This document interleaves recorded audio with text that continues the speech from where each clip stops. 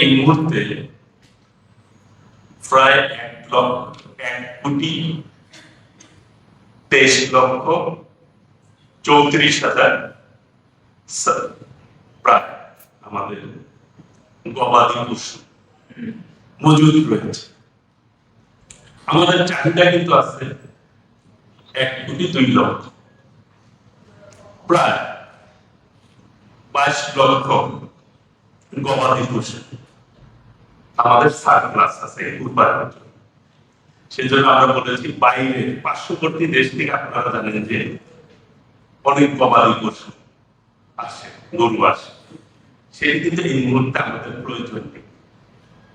আমি আরেকটি কথা বলতে চাই, যেহেতু এখানে সবচেয়ে সচেতন মানুষ এখানে সমাজ, এই দেশে ঢাকা বিশ্ববিদ্যালয়, প্রাচ্যের অক্সফোর্ড, এখানে যারা উপস্থিত হয়েছেন প্রত্যেকেই সচেতন, বিবেকবান।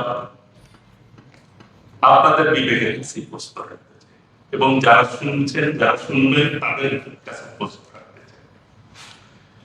এই যে গবাদি পশু আমরা কুরবানি দেই আল্লাহকে রাজি খুশি করার জন্য এবং হালাল ভাবে সেটা করে থাকি।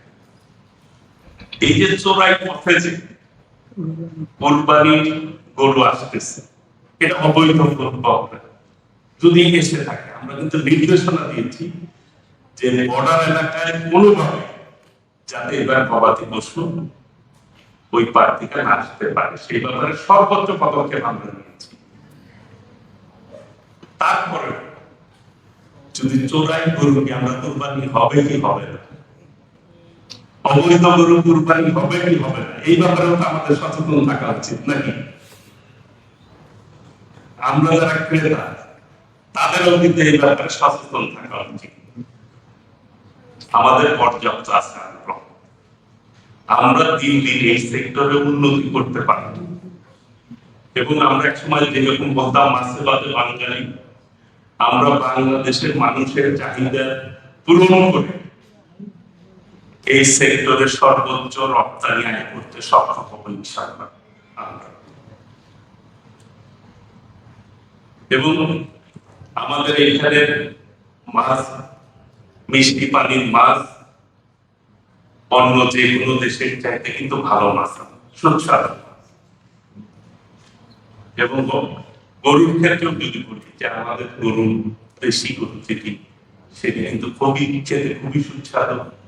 এটাও কিন্তু আমরা রপ্তানি করতে চাচ্ছি, কারণ আমাদের দিন দিন এই সেক্টরে আমরা উন্নতির দিকে যাচ্ছি। আমরা যত এই দিকে কাজ করবো তত, এবং আমরা যত সচেতন থাকবো এই সেক্টর তত বেশি আমরা আগাতে সক্ষম।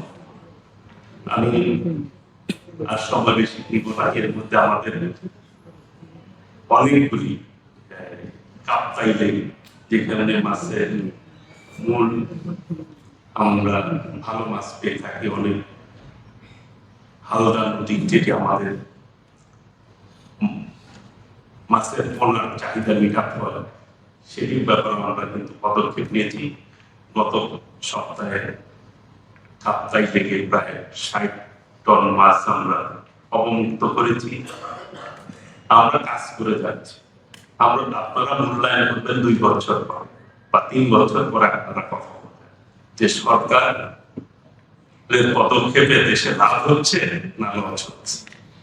আমরা চেষ্টা করে যাচ্ছি, আপনাদের সকলের সহযোগিতা সমর্থন চাচ্ছি।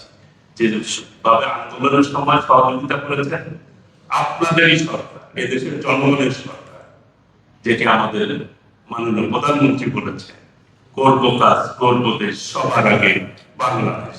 আমরা বাংলাদেশকে বুকে ধারণ করে পথ চলতে চাই। সকলকে ধন্যবাদ। আসসালামু আলাইকুম ওয়া রাহমাতুল্লাহি ওয়া বারাকাতুহু।